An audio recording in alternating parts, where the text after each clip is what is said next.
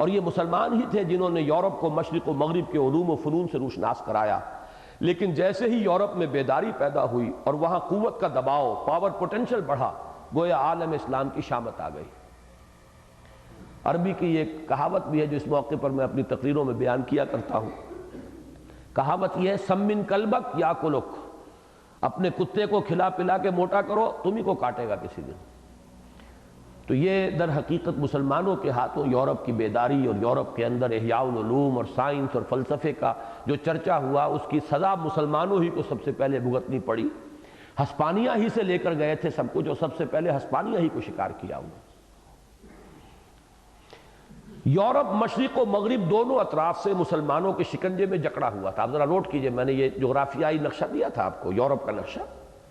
درمیان میں ہے فرانس اور جرمنی، اور نیچے وہ ٹانگ اٹلی والی اور سوئٹزرلینڈ وغیرہ۔ ادھر مشرقی یورپ، ادھر یہ مغربی یورپ جو ہے، جنوب مغربی یورپ یعنی اسپین وغیرہ۔ تو یہ ادھر سلطنت ہسپانیہ مسلمانوں کی، بنو امیہ کی بیٹھی ہوئی، ادھر مشرق کے اندر جو ہے وہ ترکوں کی حکومت، سلطنت عثمانیہ۔ تو یہ سینٹرل یورپ جو ہے یہ لاک تھا، اس کو گویا کہ دو طرف سے زنبور کے جو دو ہیں ان کے اندر یہ جکڑا ہوا تھا۔ تو یورپ مشرق و مغرب دونوں اطراف سے مسلمانوں کے شکنجے میں جکڑا ہوا لاک تھا، لیکن مشرق میں عذاب کے وعدہ اولا کے بعد نشأت ثانیہ کا عمل ظاہر ہو چکا تھا، اور عظیم سلطنت عثمانیہ عالم اسلام کے قلب کے محافظ سنتری کی حیثیت سے کھڑی تھی۔ البتہ مغرب میں اب دولت ہسپانیہ مرنے والی امتوں کا عالم پیری کا نقشہ پیش کر رہی تھی۔ یہی ہے مرنے والی امتوں کا عالم پیری، اور چھوٹی بات نہیں، انہیں تو اب یوں سمجھیے کہ 1000 برس ہونے کو آئے تھے۔ 800 برس تو ان کی حکومت کے ہیں، 100 برس اس سے پہلے ایڈ کیجئے، جو وہ دور یعنی گولڈن ایرا جسے کہا ہے آغا خان نے، دور بنو امیہ اور دور پھر اس سے پہلے خلافت راشدہ، تو 900 برس ہو چکے تھے۔ تو اب بڑھاپا طاری ہو چکا تھا۔ یہاں پر بھی اب وہی محل بن رہے تھے، قرطبہ کا محل ہے اور فلاں کا محل ہے اور الحمراء ہے اور عالی شان مساجد ہے، اب یہ ہو رہا تھا۔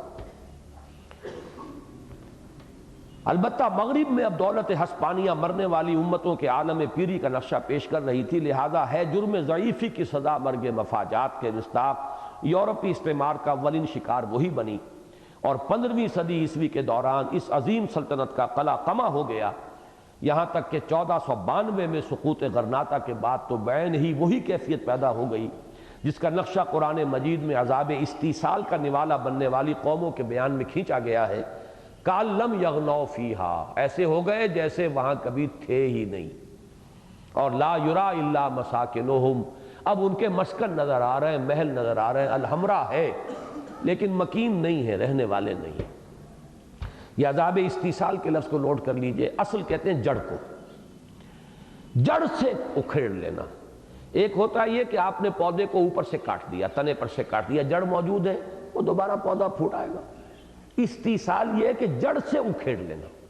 یہ جڑ سے اکھیڑنے والے عذاب اللہ تعالیٰ کی طرف سے ان قوموں پر آتے رہے ہیں جن کی طرف رسولوں کو بھیجا جاتا تھا۔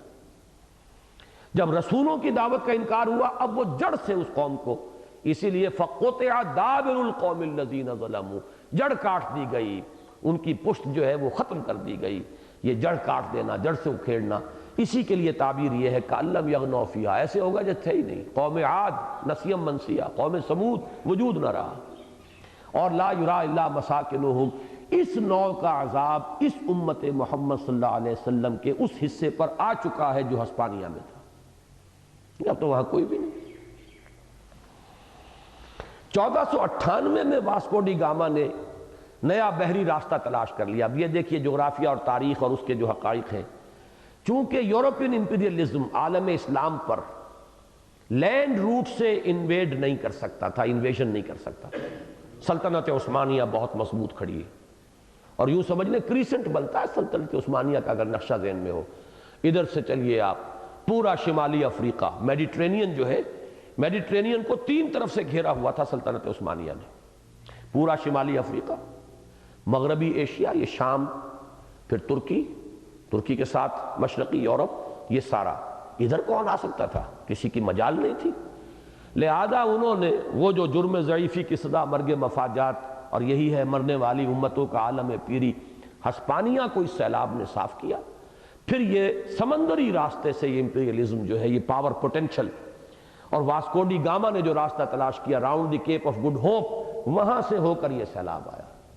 اول اندیزی چلے آ رہے ہیں، انگریز چلے آ رہے ہیں، فرانسیسی چلے آ رہے ہیں، مختلف قومیں ہیں، وہ آ کر وہ سب سے پہلے شروع ہوئے ہندوستان اور ملائیشیا اور بورنیو اور سماٹرا اور جاوا، اور جو ملائیشیا اور انڈونیشیا اور انڈیا، یہ جو ہے میسرا داہنا بازو کا ایکسٹریم حصہ تھا، سب سے پہلے یہ ان کی حکومتیں ختم ہوئی، اور انڈونیشیا، ملایا اور ہندوستان مختلف یورپی اقوام کے استبدادی پنجوں میں جکڑے گئے۔ اور یہ عمل جس کا آغاز 16ویں صدی عیسوی سے ہوا، 18ویں اور 19ویں صدی عیسوی میں عالم اسلام کے دائیں بازو کی حد تک اپنے عروج یعنی زینت کو پہنچ گیا۔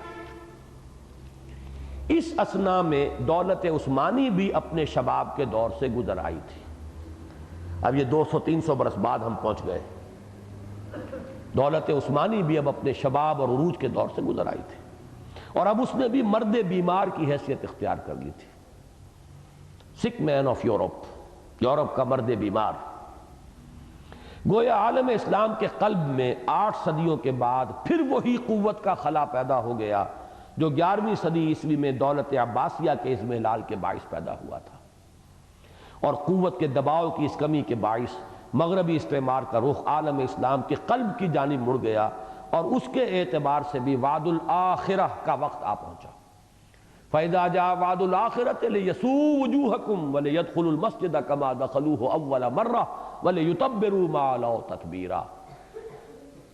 عالم اسلام کے قلب پر اللہ تعالیٰ کے عذاب کے اس دوسرے دور کا آغاز 20ویں صدی کے شروع میں ہو گیا تھا، قلب پر۔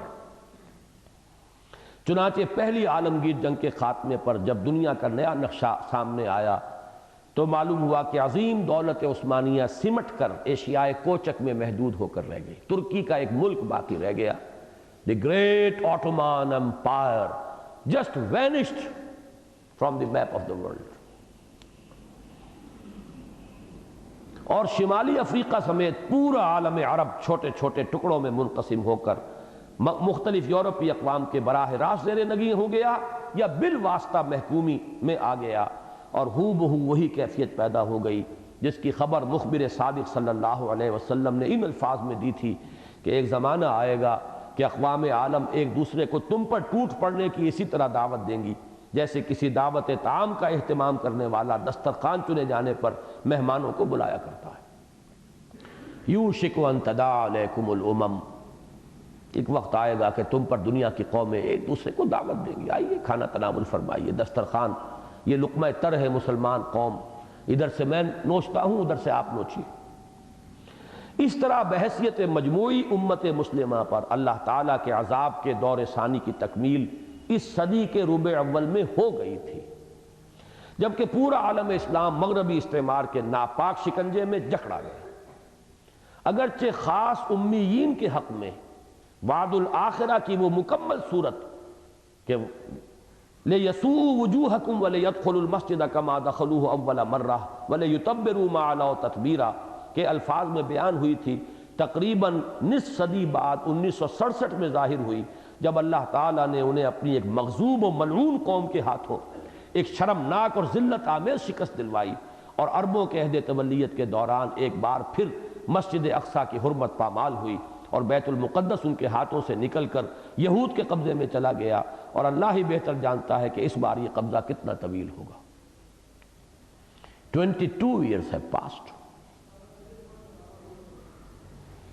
وہ 88 برس تھے پہلا قبضہ، 88 years، 1099 تا 1187، 22 اب بھی ہو گئے ہیں، اور کوئی آثار نہیں، کوئی امکان ہی نظر نہیں آ رہا کسی طرف سے بھی۔ بہت خوشیاں ہم منا رہے ہیں انتفاضہ، بہرحال انتفاضہ میں جو جرت کر رہے ہیں وہاں کے نوجوان بڑی بات ہے، لیکن یہ کہ ان پتھروں سے، ان ڈھیلوں سے ظاہر بات ہے وہ عمارت تو نہیں گرتی، اور عالم اسلام میں وہی انتشار ہے، وہی آپس کا جھگڑا ہے، وہی اختلافات ہیں، کوئی مرکزیت نہیں، کسی کا رخ کسی طرف، کسی کا رخ کسی طرف۔ تو بعض یافت جو ہے بیت المقدس کی، ابھی تو آس پاس کوئی اس کے آثار نظر نہیں آ رہے۔ شروع میں تو بڑا جوش و خروش تھا، جلوس نکل رہے ہیں، لوگ دھاڑے مار مار کر رو رہے ہیں، سب کچھ ہو رہا ہے، لیکن یہ کہ ہوتے ہوتے ریکنسائل کر لیا۔